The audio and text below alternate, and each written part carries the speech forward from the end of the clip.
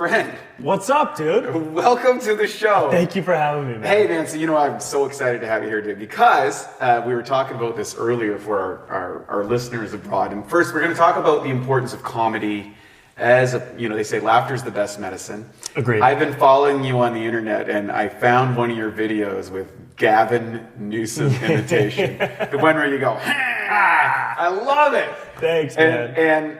And concordantly, then my team had also been working with you, and we created a wonderful partnership. Yeah. Which has been great because we really believe that as a health company and something that we've got it in, like, everybody's all stressed out and all freaked out, and it's been a very tough environment for comedians.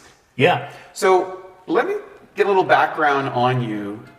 Tell me, how did you get started into the comedian world? How do you decide to become a comedian? Because that's a tough gig. It's definitely not something I wanted to be in the NBA. I still do. I still think I could be in the NBA one day. That's Me a too. dream. The That's a center wasn't dream there. I will never let go of. I will Right. never let go of that dream. But I remember when I was a kid, like, my mom raised me on Chris Farley and Will Ferrell. Black Sheep. Yeah. My favorite. Yeah. The Car Crash. Oh, it's insane. And Tommy Boy was like my favorite movie of all time. Yeah.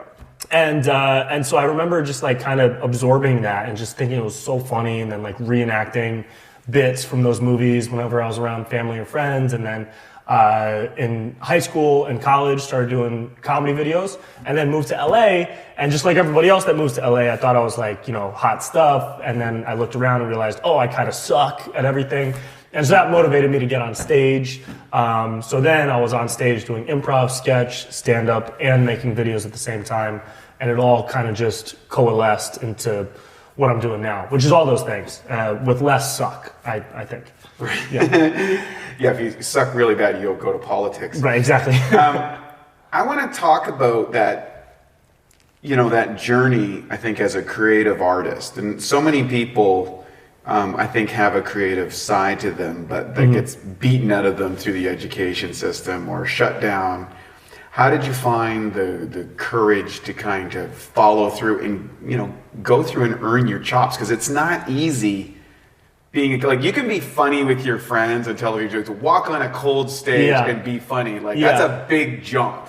Yeah, I appreciate you calling it courage. I think it's stupidity. But thank you for boosting my ego by calling it courage. I feel courageous. Well, courage and insanity. It's more insanity. It really is. It's It's really like a stubbornness. You have to be so stupid to want to be a comedian. You have to be so dumb to think like, I'm going to go out there and all these people are going to pay me attention and be quiet while I talk.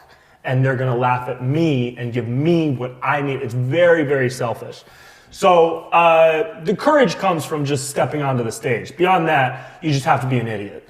And I say that with like a lot of love behind it, because there's still a lot of I think that what the number one biggest fear for people in America is public speaking. And so to want to do that for a living and make money doing that is something you really do have to have a little bit of courage for. At the end of the day, you got to be hard-headed and stubborn, but you also have to have a little bit of courage.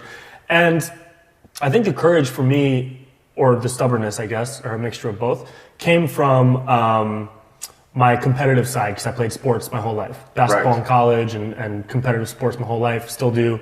And so I think it really clicked for me within the first couple of years of being in LA, where I was like, I'm back on the court now. Like this, you know what I mean? Like, everybody around me, like, I can hang out with these people. They're all my friends, but like, they're also like the other team, And how am I working hard to be the best version of myself that I can be, knowing everybody else is trying to do the same thing?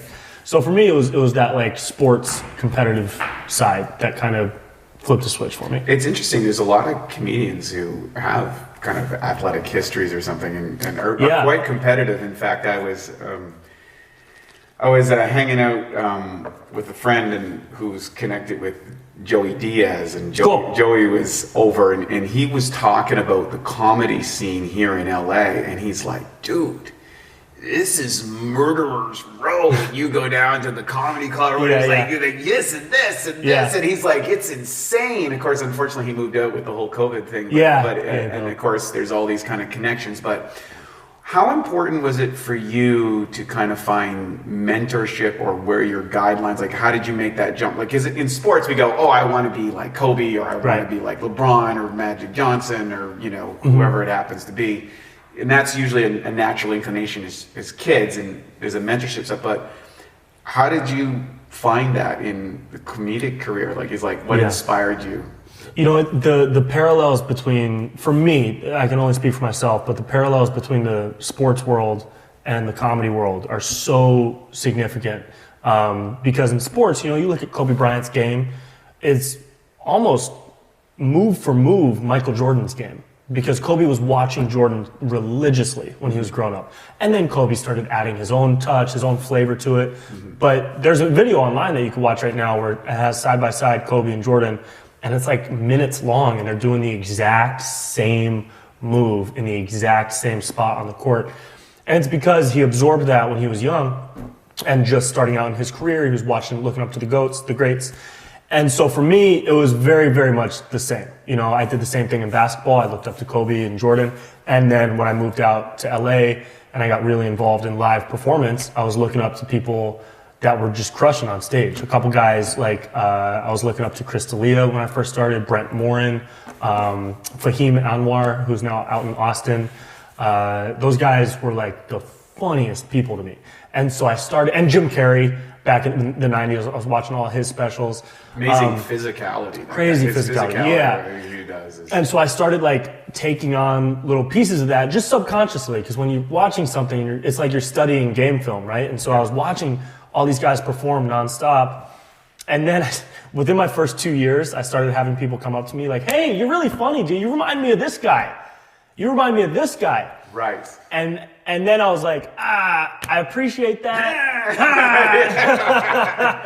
I was like, you know, I really appreciate that, but I don't want to remind anyone of anybody. I want to be my own guy. So I actually stopped watching a lot of my favorite comedians that I felt like I had similarities to, just because I wanted to start forming my own pocket of like performing abilities and style, you know. So that's where I'm at now. I'm still trying to do that. That's really cool. Now, of course, comedians are an interesting group of individuals. First off, and you said that they're stupid, but I don't think that's true. I think most comedians are really intelligent because they're able to look at common elements. No, you just have to be stupid to want to be right. a comedian. And then they find kind of that element of truth that's got to thread through to make something funny. To expose maybe the self-talk or the things that you don't say or these type of things. Is there a way that you are able to extract that out of life? Because there's kind of like a common element that's neat, but kind of like a new juxtaposition that emerges. Of it. Like, how do you? I'd like to know how you decode that communication to what is quote unquote funny, and then what makes it maybe not funny. Because I'm sure you've been on stage, hit a joke that you think is the best. Oh yeah, it bombs, and you're like, you know, what happened? Right. That's you're asking about the chemistry of comedy now, which is really interesting. And I love talking about this because it's cool when I watch comedians tackle a premise or a topic, and I'm like, where are they going with this? And then they pull something out of it and they say like a sentence, and the words of the sentence are so perfectly aligned and delivered that the meaning just jumps out at you and it forces you to laugh. And it's this weird alchemy of like cynicism meeting cleverness and wit, meeting a specific person's sense of humor. And you put all those things together and you give them a topic, and they can pull from it something that no one's ever thought of before. No one would ever think to say that sentence that this person just said for the punchline, right? And so when it comes to like actually writing a joke, I personally don't sit down and try to think like, okay, well, how can I make a joke about, CrossFit? What can I write about CrossFit? It's more like in the moment of being at a CrossFit class and seeing a trainer be like super hardcore and then playing like crazy dubstep music. Then I look around, no one's laughing at this guy.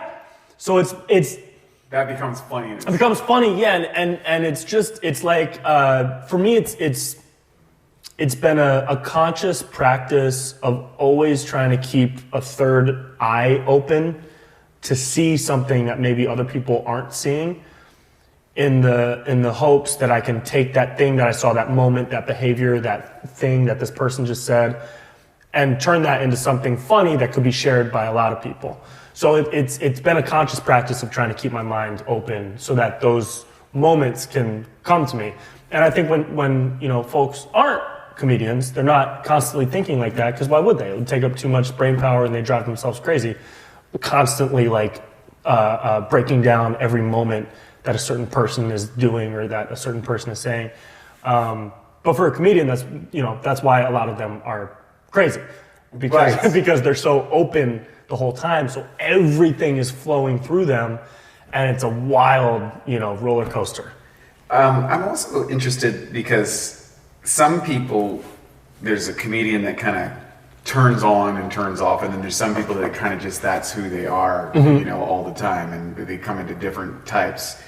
I can remember one day I was walking up the street in Vancouver, where I lived for many years, Canada, and I was walking behind Chris Rock and two of his friends, and he's having a conversation with them, and I was just kind of like walking along, and it sounded like he was on stage, it didn't seem to be any connection. Yeah. But then you'll see maybe a Joe Rogan, which is like Joe Rogan in an interview, versus Joe Rogan when he's on the UFC, right, it's bigger, or then when he's on a Netflix special, right? And there's different personalities. Which do you think is easier to do, having the different personalities or getting into the comedic personality, or is it just something that cultivates with the personality? I think it flows in and out of a combination of both of those things, and then one of those things, and then the other thing. And I feel like every stand-up comedian is a version of themselves on stage, and the great ones are 100% themselves. They like Bill Burr would be talking to you like this, and then he would go on stage and he'd still be talking like this, and he'd be saying the same things that he says to you on a podcast that he would say on stage to 10,000 people. And then others, play a character or whatever, but there's a pretty consistent mix between being oneself and being a heightened version of oneself on stage, I feel like. And that's still something I'm trying to figure out. I'm definitely, as far as time goes, I'm still very new to this world. I'm not even 10 years into doing stand-up. So I'm still trying to navigate that and figure out how to be myself in certain moments on stage, and then what moments where I need to actually be a completely different person on stage. So it's fun to navigate, but there's a good mix there as far as what people do on and off stage. One of the things that I've noticed that's emerged, and of course we'll get into some of the challenges that I think are happening in the world of comedic relief, especially during this kind of highly charged cancel culture world, is that when I interviewed JP Sears, he said that he was in I think it was in Philadelphia, he was in a comedic club, and you kind of write who was there and everything. And he said there was a thing on the wall from Dave Chappelle, who a lot of people think is one of the greatest comics ever, that said, "Keep telling the truth." And JP, who you do work with a lot, you guys travel together, you have a good relationship, and we've developed a wonderful business relationship as well, because I really believe we need to support free speech. We need to support satire and humor, especially in such dark times. But now we're living in this world where everything is canceled and everybody is ultra sensitive. How do you navigate that as a comedian today, both on stage and then in this new medium, which is like YouTube and social, like Facebook and all this, which is, can you describe the difference and maybe how you navigate that? Yeah, it's the first step, I think, is knowing that you can't please everybody. Yes. And you never will. Yeah. And that's a lesson I really had to just nail into my own brain early on. Because I always wanted to please everybody. I always wanted to do jokes that were green, middle of the road. But you can't. It's impossible. Because trying to please everybody will make you please no one. Right. So then it became, okay, let me just be myself and do the things that I think are funny. And then that transformed as the world changed over the past few years into this hypersensitive, hyper-politicized space that we're living in now. And so now navigating that, for me, has become actually really easy because I know exactly what I want to say and how I want to say it. So I found this groove where I know I'm going to not be bringing people on board from time to time. I know by saying what I think is true or calling out the BS that I think is BS in the world, I know that's going to make some people mad. And I actually like that because I'm staying true to myself, and everybody that likes me for saying what I'm saying is going to like me even more. And granted, the stuff I'm saying isn't that crazy, you know? Right. Like, I'm not out there trying to cause a rally. I'm not bringing insurrection number 2 to fruition. You know what I mean? Is it only number 2, or is it? I mean, it might be a number 3 by now. But they have to do these in trilogies. Right, that's true. It's got to be directed by Steven Soderbergh, and so navigating it now has become a process of ignoring negativity, because there will always be negativity, whether you're making fun of people on the left or the right or politics or cancel culture or whatever the hot button issue is. There will always be negativity and people trying to drag you down. And then focusing on fulfilling yourself. Like for me, whatever I make, first and foremost, I'm making it for myself. 100%. I do it for me. Right. And after that comes my audience, family and friends and everybody else. But if I don't get this thing out of my head, it just keeps I go crazy.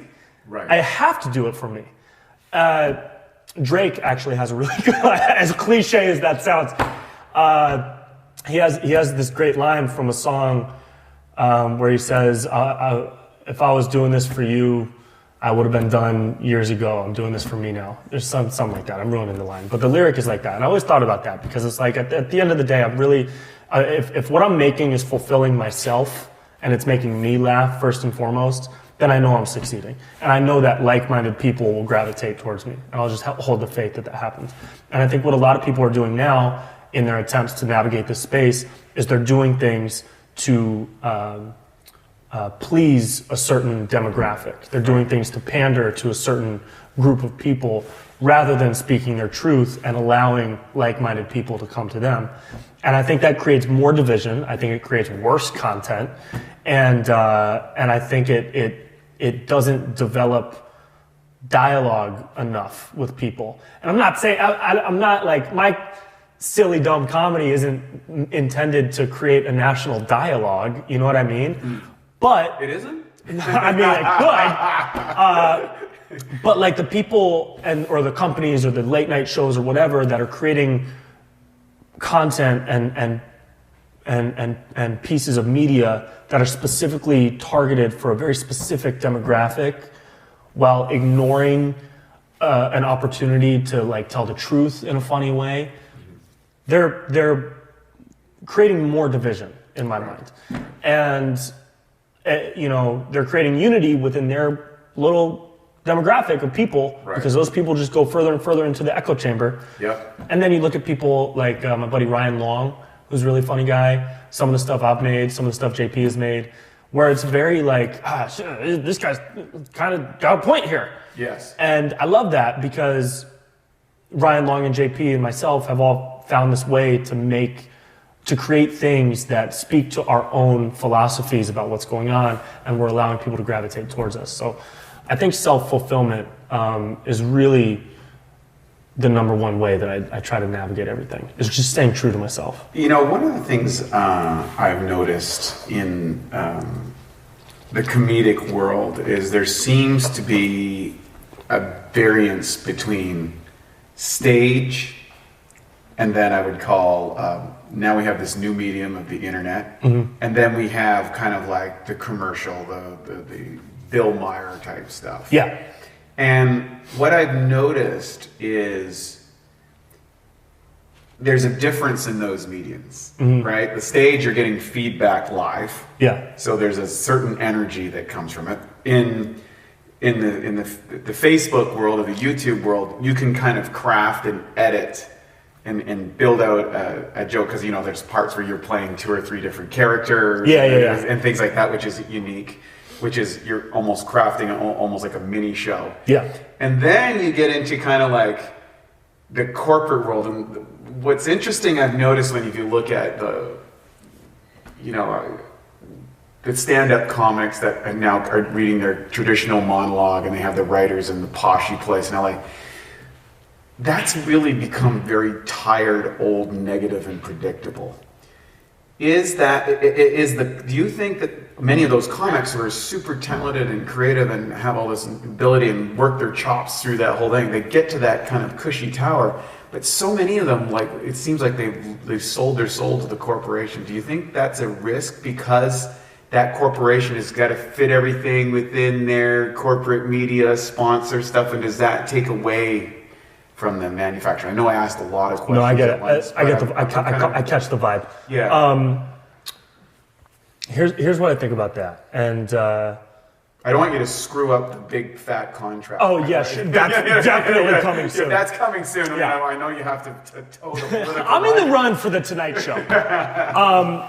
No, but places like the Tonight Show, I've really thought about this a lot too, because the Tonight Show was like a dream of all dreams a couple of years ago, and now the dream of all dreams is like to do what I'm doing now, but at the highest possible level on my own. Although I would love a shot at the Tonight Show. Okay, if you guys want to give me a shot, I'll pitch you some ideas. But when you get to a place, I feel like in entertainment where you're under a corporate review system and a standards and practices system, that's all created because there's a constant flow of money. They have to keep their advertisers on board. And who's watching those shows? People in the Midwest, people in Idaho, South Dakota, you know what I mean? And nothing against those people, but it's like people in the middle of the country, that are home every single day, like, and get a lot of enjoyment out of watching the Tonight Show every single day. You look at the target demographics, you'll see this. And those people gotta be entertained. It's easy to consume entertainment. It's easily digestible, and it needs to exist. It really does, because there are a lot of people, God, I don't want to say anything like mean. I'll say what Tim Dillon said. Okay, I'll quote him instead. Right. Tim Dillon, fantastically hilarious comedian. He says, and this is not a quote, it's a paraphrase, but he said, there's a lot of simple-minded, stupid people out there, and they need to be entertained too. And so if that means Jimmy Fallon has to play, birthday hats with Chris Evans, Captain America, in a late night segment, and that's what they're going to call comedy, let that happen, okay? And then they can all go to sleep at night and wake up the next morning and be robots. That's what Tim Dillon said. I'm not saying I agree with that, but I think that speaks to your question of does it get to a certain point where the comedy is like the soul is sucked out of it? I think there's still soul there because you really have to be enjoying it. You look at Jimmy Fallon, who I absolutely love, and that's his style, man. He enjoys it. He's so middle of the road, like silly, slapsticky. No one's going to remember the games that he's playing on The Tonight Show 10 years from now. No one's going to remember that stuff. But in the moment, it's helping a lot of people get through their day. It's bringing a lot of joy into a lot of living rooms in a lot of places across the country. So I think it's definitely necessary. But where I get worried is where people start to turn against entertainers or comedians who don't want to do that, who don't want to be part of the corporate system, who say, oh, I don't want to, like, that looks terrible. That's so stupid. Why would I ever want to be on that show? Look at what they do. They force you to pander to this side of the political aisle. I don't want to be on that show. That's so stupid. And then that person gets shot down for being like a racist Trump supporter or something crazy. Right. And so I know I'm jumping all over the place, but like the corporate system of comedy, from my perspective, is a necessary, not evil, but it's like a necessary thing because so many people enjoy it and it's a consistent flow of money. But I would hate to see that become the end-all be-all for what gets shared with the general public, which is why I love that people are going to things like Patreon and Rockfin and all these other Odyssey and all these other places outside of the typical YouTube space where they can create content and share it with the people and find their own audience so that they don't have to rely on NBC anymore. And that's been a steady evolution of people not having to rely on places like NBC.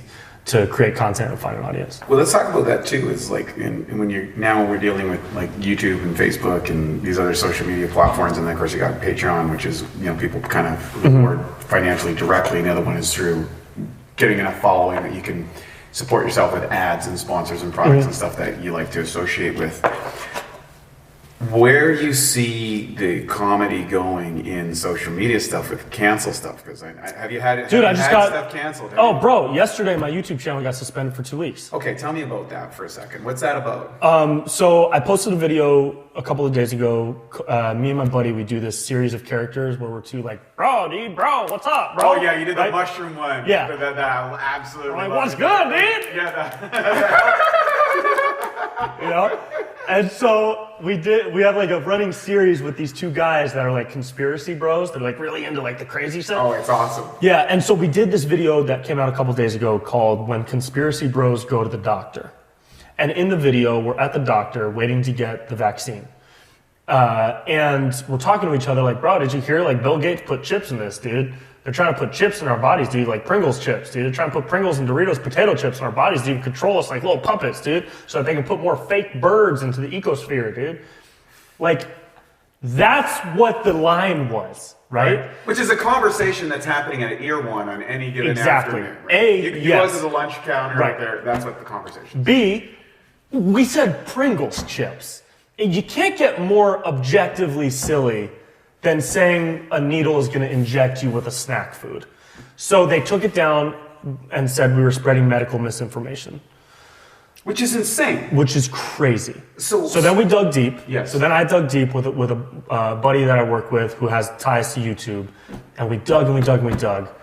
And they said, you know, it just could be interpreted by somebody as being factually true. That's the exact response we got. So that means that YouTube takes it upon themselves to decide what people's interpretation could or could not be, and blocks people from creating their own interpretation of a piece of content. And to me, at the foundational element, yes, they're a private company that can do whatever they want and they're fully within their legal rights. But the slippery slope that begins of censoring comedy and enacting, like abusing your power to either allow or not allow somebody to create their own interpretation of a work of art or a silly video. It's an abuse of power. It's a breach of social responsibility. And to me, it's a definite free speech issue, even if it's a privately held company. Who are they to decide what is and isn't comedy? And so my channel got suspended for 2 weeks. And so now I can't post for 2 weeks.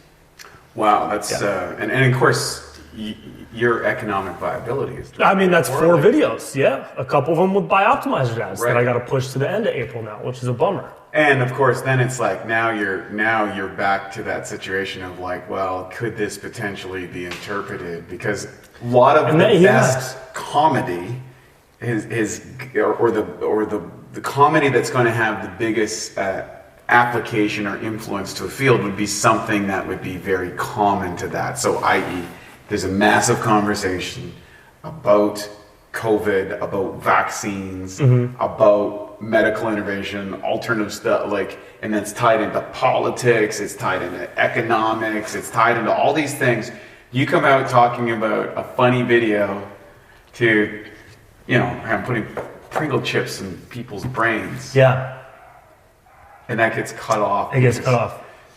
One of the things, over on that wall, I have a book called the Gulag Archipelago. And the fascinating thing about it is one of the things that happened in the Soviet Union was all of a sudden comedians were not allowed to say, you were not allowed to make jokes about the government. You're not allowed to say certain things. And that was also echoed inside Nazi Germany, which was they were trying to go against Hitler rose to power because they were trying we need to move away from communism, so let's try fascism. And 100 million people died. Right. Whoops. And then you saw the same things happening in the Cultural Revolution in inside of China, and then you saw this happening also spread to Venezuela. You saw it spread to Cuba. You saw this happen in Cambodia, and here we are in the 2020s, and it seems to be happening in America. How do you deal with that as a comedian and as someone who your whole basis of existence is foundationally founded upon free speech and the freedom to make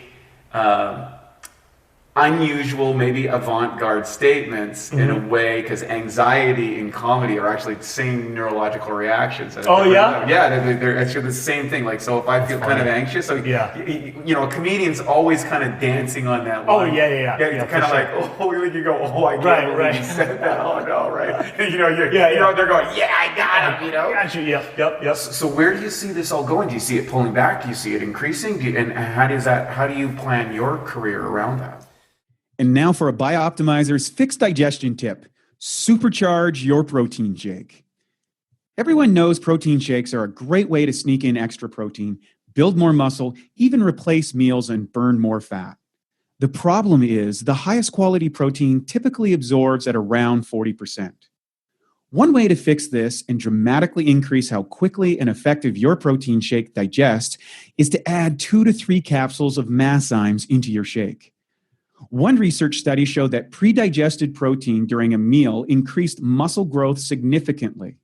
To take advantage of this, just blend the open capsules into your shake, and within 15 minutes or less, the enzymes will have begun to break down the protein into amino acids. This can make your shakes at least 2 to 3 times more potent. Some people do this and sip on their shake while lifting to provide their muscles with a steady stream of amino acids during their workout. To save 10% on Masszymes, use the code SHAKE10, that's SHAKE10, at Masszymes.com. That's SHAKE10 at Masszymes.com. So it's interesting because it's so hard to predict, right? No one would have predicted that we would be here 5 years ago. So who knows where we'll be 5 years from now? Will they ban anybody that makes a joke they don't like? But what's most crazy, just taking from this specific example that I gave, is that the content in question is something that you would assume YouTube would like, because we're actually mocking the extreme anti-vaxxers, right? The people who actually think there's a microchip in the vaccine. But even with that, just as an example, that means that you need to be a proponent of the vaccine. They've kind of taken that position. It would appear that way. You would think, but then why wouldn't they let that video live if it's mocking the people that they're against, right? Why wouldn't they let that live? And so how it'll evolve, I don't see it letting up ever. I think as soon as the president got kicked off Twitter, we talk about unprecedented. That's objectively crazy to me. I mean, regardless of whether or not you love Trump, I'll make fun of the guy until the day I die. And all politics aside, removing the president from Twitter is nuts. So when that happened, I was like, this will never get better. It's either going to stay how it is, or it's going to get worse very slowly. So how I see it is a lot of people are going to start alternative social media sites, and I pray it will balance the power out. But Facebook, Twitter, and YouTube are so deeply rooted in power grabs and monopoly type mindsets that I would predict that they would do everything in their power to ensure that it is never a level playing field. Playing dirty, buying people out, and then dropping the company completely, which they've done before. I would assume that happens, but I really am rooting for the good guys here. And I see little sites popping up here and there that are like new types of social sites, new types of fan to creator interaction places. So I have high hopes. that the playing field will balance out and more people will be able to put content on different platforms. Especially, to be honest, as the whole blockchain world starts to be more incorporated, as blockchain technology starts to be more incorporated, I think that's going to create new avenues for creators to get their content to people. Well, like we're seeing it with NFTs right now, kind of, which is like a crazy fad. I saw your video on that recently. Yeah. But it's so yeah. I would hope that it starts to level out. But I would not be surprised if these bigger companies continue to try to ensure that it didn't. Yeah, I have some deep concerns as well because we're always trying to navigate the policies and advertising and things like that to communicate with people. And there's a couple of things. I know tens of thousands of conservatives leaning reporting stuff also got wiped out in concordance with that. So I thought that was interesting as well. It wasn't just the president. There was like all these other associated people. Yeah, and there's a lot of them. And branded as, people against the state or people against the population. And I think some really unfair applications, whether you like the personalities or not, there's a bigger issue at large. And the other thing I think is interesting, and speaking to that, I know one of the guys that got wiped out was the guy by the My Pillow guy, who's kind of a funny guy anyway, Mike Lindell, who's now starting a new platform called Frank. Oh, really? Yeah, I just saw it the other day. Trump is supposed to be starting a new platform. Well, I think he's probably the same. I mean, Trump was probably the biggest source of comedy for the last 5-6 years. He's the funniest president. I was looking at the ratings of the regular networks, and since Trump's gone, like their ratings are all going down because there's so many people that hate this guy, and like who is Luke Skywalker without Darth Vader? Right. Right? Totally. You need a great heel, and I think he played that character, and people bought into that as an idea, and he actually played the media against it, which was a kind of an interesting marketing move. Mm-hmm. But then maybe those networks kind of understood what happened. It's like, okay, we need to stop this guy and maintain hegemony. And I think in a digital world, Peter Thiel talks about it in 0 to 1, where there's a certain point in the way digital technology goes geometrically that companies just kind of become these breakaway dominant forces, whether it's YouTube or Netflix or Disney or PayPal. There's a breakaway point that happens in all of those businesses, and now we have Apple entering into this play, and and now they're starting to war with Google, and all these different things. So I'm curious though, as a consumer of comedy, and I've taken it upon myself because I can get very serious and locked into numbers and spreadsheets and roles and things like that running a company, but when I'm hanging out with my friends, comedy is a big part of it. Cool. Life. I like to laugh, and I think it's the best medicine. Yeah. How do you think the best way for consumers to navigate this world to ensure that we keep the voices of comedians out there to say whatever they want to say? Mm-hmm. Because I think I'm of the opposite opinion of where everyone's like so walking on eggshells about race and gender and sexuality and all these sort of things that I really don't care how much melanin is on somebody's skin. And I'm not, just the social economic gap has always been there from all kinds of people, and people hang around generally this, the same 5 people are friends, but that's another thing. And then like, I don't care who someone sleeps with or wants to or identify, like, it doesn't matter to me. But those in themselves can be kind of funny. Yeah. So how, as a consumer, do you see consumers navigating this market? Because at the end of the day, if in a capitalistic system, I mean, we have to talk about that, the consumer drives the market. Yes. But now we're starting to see the corporations are driving the market. Right. So how do we navigate this as consumers? Do you have any thoughts about it, or does any of your friends and your colleagues in the industry understand this? Yeah, it's I think it's a numbers game, right? So if you're really, really popular on Instagram or YouTube, you can tell everybody like, hey, from now on, I'm putting all my stuff on Patreon. That's it. I'll post here to let you guys know when I post on Patreon. And then people will flock to Patreon. And that's where it's going to come down to people like really investing in the creators that they love. because the more and more people branch off on their own and start to do their own, make their own content away from the traditional places like YouTube and Facebook, the more they're going to really need the support of people. Because right now it's easy to click like on Facebook. It's easy to click subscribe. It's hard to type in a new website and go, oh, I don't know, I don't recognize this website. You got to click login, you make an account, you got to enter your card information. What is this security code? I got to choose the traffic lights, and it becomes like hard, you know?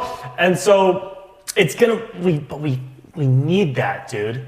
We need that. As creators, we need the people who support us to double down on their support if we're going to be doubling down on trying to break out of this corporate system of greed and arguably censorship. So that's what it's going to come down to. I personally don't want to have a career on the internet. I can't wait to stop making videos for YouTube. Yeah. Why is that? Yeah. Because I want to do bigger things. I want to make movies and shows and like a whole thing, specials, albums. Yeah, yeah. And YouTube is fun because I have a bunch of silly, fun, short sketch ideas. But I mean, 10, 15 years from now, I don't want to be making YouTube sketch videos. It's a phase that I'm absolutely loving, and I'm so passionate about it, and I love it so much because it's helping me develop as a person and a performer, and it's helping me develop my opinions on different things. But it's gonna get to the point where I'm like, I'm still doing this. God, I want to like keep growing, keep evolving to the next thing, right? So maybe that becomes creating longer form content and putting it out on a completely new platform that springs up from all this madness, right? But from a consumer standpoint, it's just going to take a lot of doubling down on the people that you love. And we're seeing it because people like Tim Dillon, Theo Vaughn, Ryan Long, all these guys have Patreons and they're making bank. They're making tons of money because their followers followed them to Patreon because they were making, well, you make crap money on YouTube. You make barely any money on YouTube. Exactly. They take so much of the ad revenue. Yeah. So I love seeing that because it speaks to your point of what are consumers going to do. Well, they gotta double down on their support, and they are doing that. I think true fans and your real audience will follow you wherever you go. That's cool, and I know I'm on the opposite side of it. And one of the things that we've looked at is, sponsoring up and coming and successful comedians to put advertising in it so we can associate good humor, good fun, being able to laugh at ourselves and help advance people's careers, economic. That's how we're doing it from a corporate side. So for anybody listening that has a message in a site or relative to it, I think it's a great thing to carry on to people such as yourself in the creative arts. It is a creative arts industry, and if you look back in humanity, we remember the buildings that people built, and then we learn about the culture, which are the people from the artists. So we remember the engineers and the artists, and everybody else kind of fades into the dot. That's so funny. It's kind of interesting when you look at that. Let's talk a little bit about maybe the difference between creating series. So if you look at a guy, I think maybe one of the most successful comedians of all time is a guy like Joe Rogan. Yeah. Okay, so here's a guy that's fighting and doing the gear, doing the grind, handling. Guys, that's drink 2 for the second mention of Joe Rogan on this podcast. So we see that, and then he got to the position where he got the FU money. Yeah. And what I find a little worrisome is I always listen to Joe on YouTube. Yeah. It's like I watch you on YouTube, I watch JP Sears, there are other comics that I'm interested in. I usually catch the clips on YouTube because I can get a little segment, I get a little sampling of this person. I'm like, this is funny, something entertaining. He's moved over to Spotify as a talent, but now it's really hard to see Joe Rogan. Like my Spotify account doesn't work that road. It's clunky. The video is weird, yeah. And then he smashes it every now and then. Does these big Netflix specials, which is like a totally different deal. Yeah. So can you maybe map out how you see a career going? Because people kind of know. My own career? Well, just any career. as basketball, you start out Little League and you go into high school and you go to the NCAA and then maybe you get drafted or you go to Europe for a while and then you get on a team and blah, blah, blah, blah. And it's very football or any other sport, in a business career, you go to the school or whatever, you start an entrepreneur, that's clear. But as an artist, do you think it's more clear now what the possibilities are or less? I think it's more clear. The possibilities are more clear, but I think the possibilities are so diverse that it's impossible to plot. It's like choosing a bracket in the NCAA tournament on day one, right? It's like, you have all these roads, all these different things that could happen leading to the championship. And you fill out a bracket, and then you get like half of them wrong, but you end up with the championship, right? So it's clear because there's so many people doing so many different things. You got people making millions on podcasts. You got people making 6 figures a year on YouTube videos. You got people doing specials, doing commentary, pitching their own show, hosting a talk show on Hulu or whatever.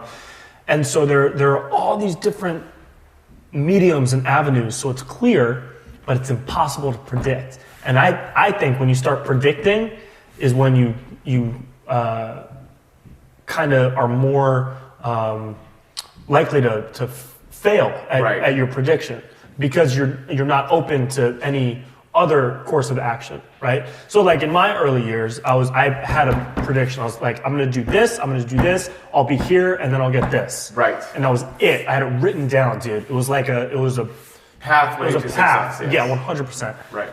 None of those things have happened. Okay? Not a single one. Yeah. So, but it forced me to be open, and so now I love what I'm doing. I'm so happy with what I'm doing. Right? Of course, I go down on myself. Life is ups and downs, but with where I'm at, I'm very grateful, and I love what I'm doing. So, and it was also clear to me that this could be a possibility. So there's just so many different avenues, and they're all clear, but it's impossible to predict. But yeah, the traditional route for a lot of stand-ups has always been like, okay, do open mics, get in at the clubs, become a touring headliner, and then go on tour for a year, release an album, and then go on tour for another year and hopefully get a 30-minute special on Comedy Central, and then that can get you known by Netflix, and then get an hour-long special on Netflix, and maybe like a couple festivals in between. And so that's always been like the traditional route. But again, that is heavily reliant on the industry. And so now what we're seeing is a lot of comedians like Sam Morrill and Mark Normand, both super funny comics out of New York. They self-produced their own stand-up specials and they released them to millions of views. And they made a bunch of money that they didn't have to give a chunk of to Comedy Central. Right.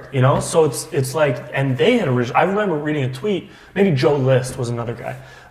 One of those guys was like, we shot this special as a pitch, because typically you'll shoot a special in like a dingy club or whatever just to get the material on tape, pitch it to Netflix. Netflix will say, this is hilarious, we get what you're doing, let's shoot it at a theater, right?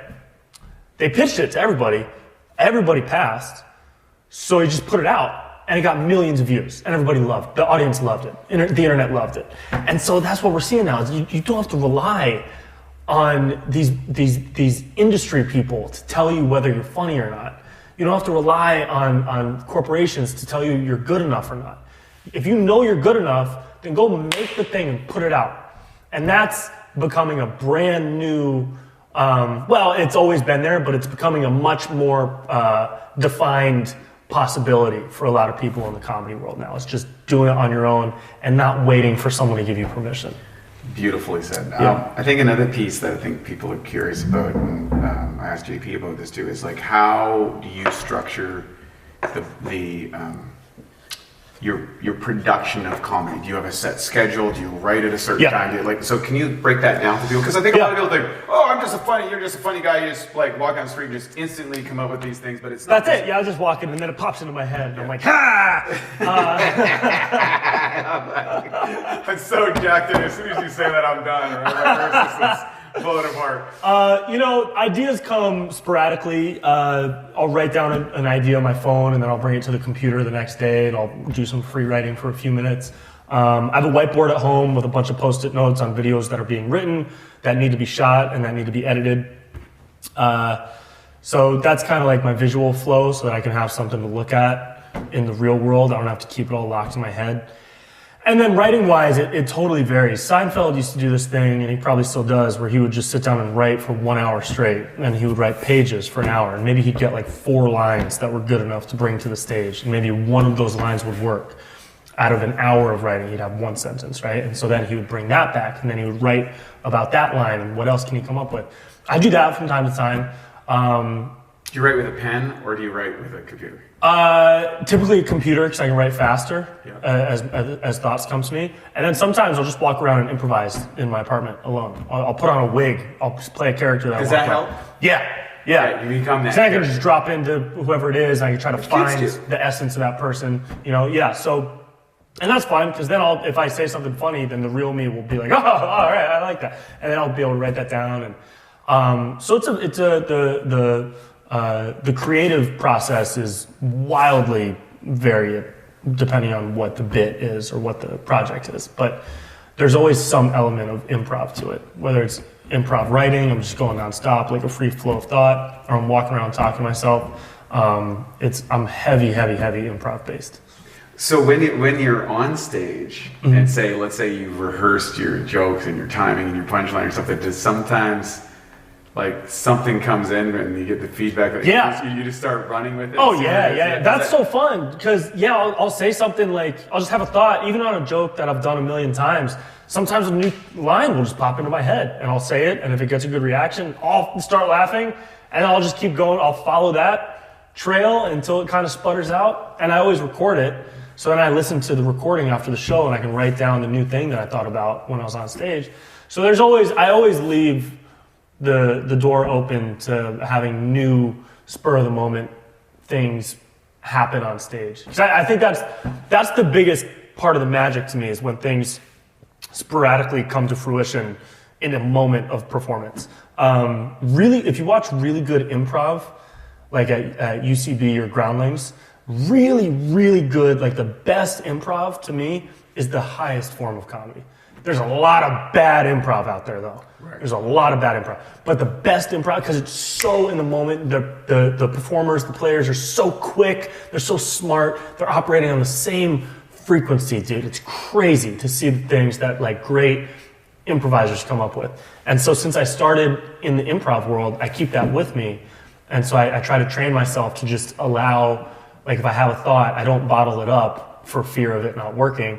I'll say it out. And if it doesn't work, then it doesn't work, we move on. It's not the end of the world, Whereas on the opposite side of that spectrum, people like Seinfeld or even Louis are very written. It's almost like lyrical, how they're delivering their material. It's word for word, every pause, every moment. There really isn't a lot of room for improv, which is great. Neither is better than the other, and there's room for both of those styles to exist. But that's kind of my process when it comes to it.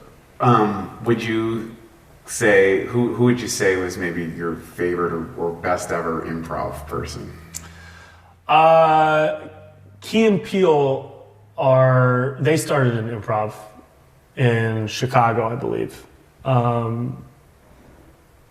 My favorite improvisers that I've seen ever, no one's gonna know the names unless you're super into the LA comedy scene, but there's this girl, Mary Holland, who's super funny. She's in a bunch of commercials now. I think she's done a couple of TV shows. Insanely funny improviser. A couple other people at Groundlings that I worked with.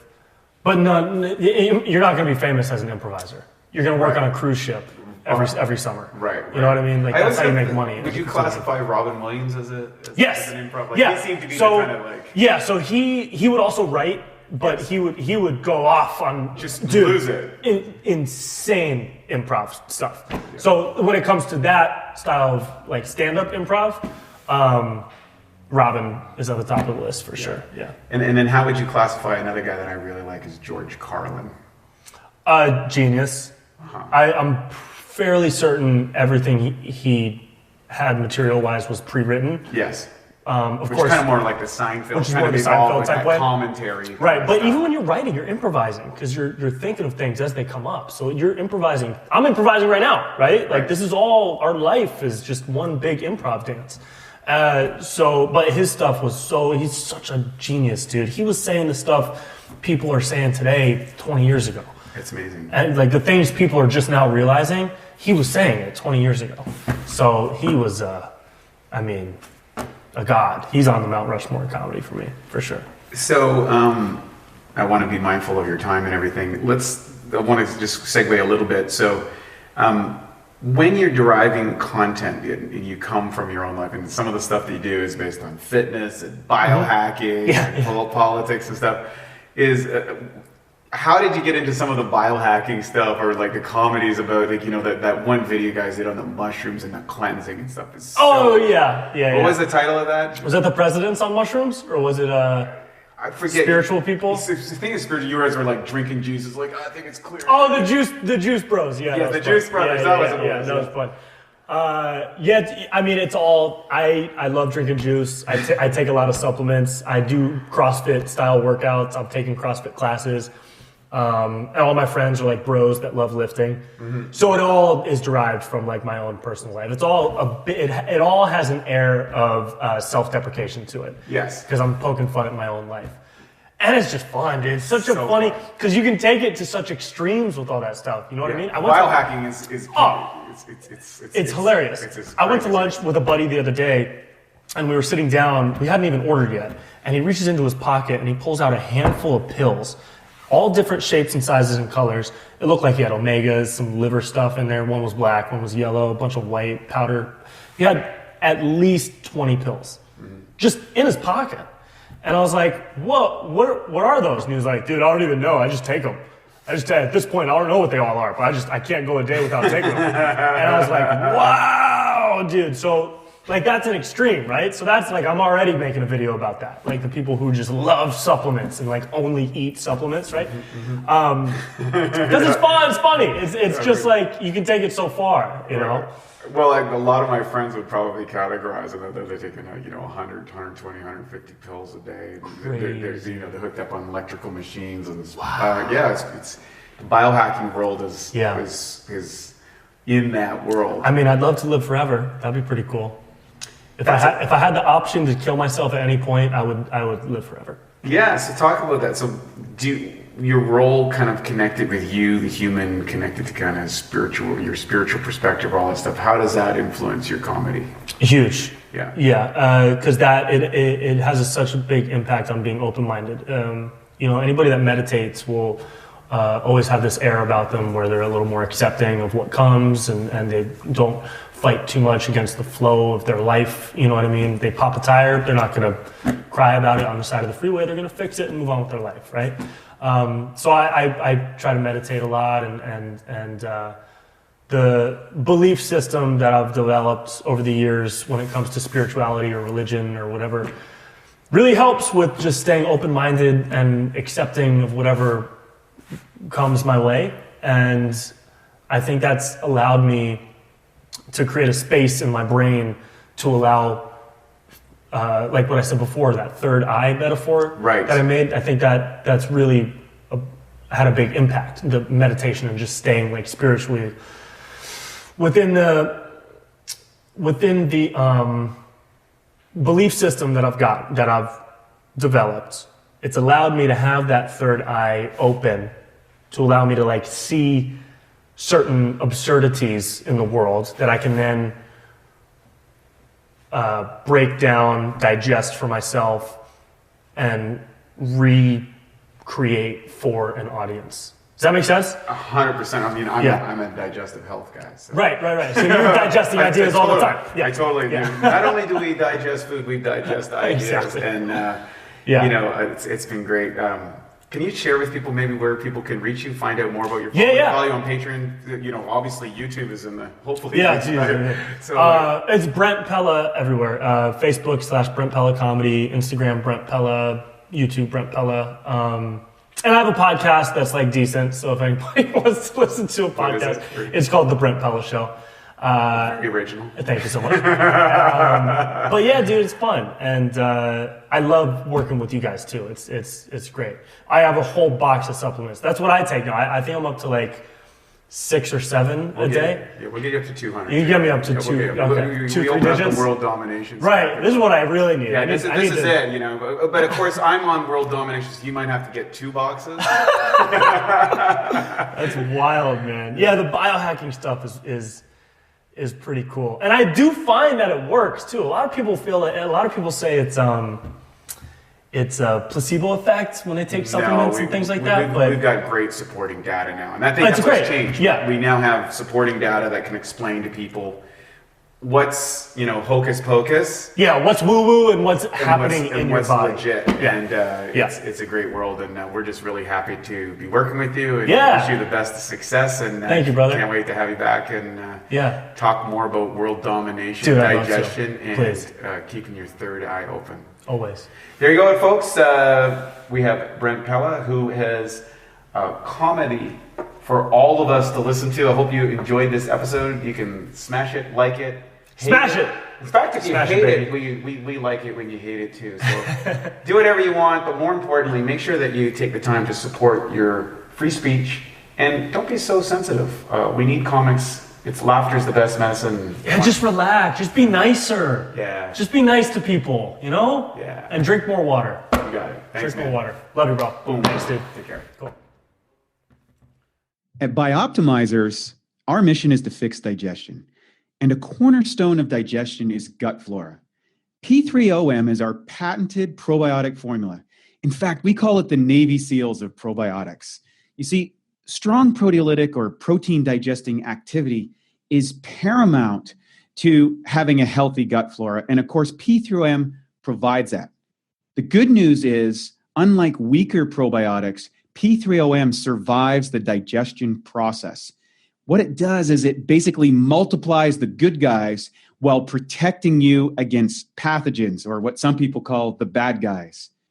P3OM really helps to rebuild your digestion. And what that allows you to do is to maximize nutrient uptake, energy, and metabolism.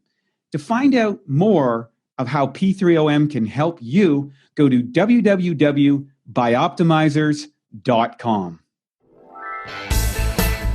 Thank you for listening to the Bioptimizers Awesome Health Podcast. You can find more information at bioptimizers.com.